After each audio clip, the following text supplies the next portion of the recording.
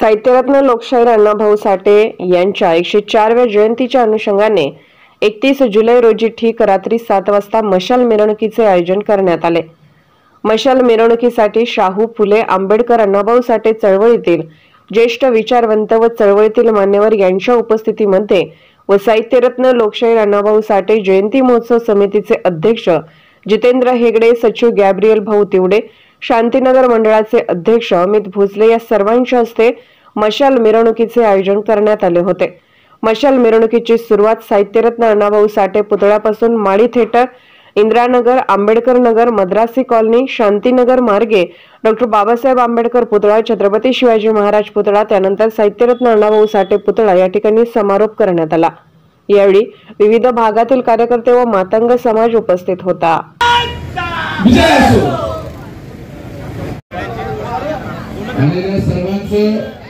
उपस्थित सर्वांचं विशेष करून अण्णाभाऊंचे वंशज सचिन भाऊ साठे यांचं आपल्या सर्वांचं या ठिकाणी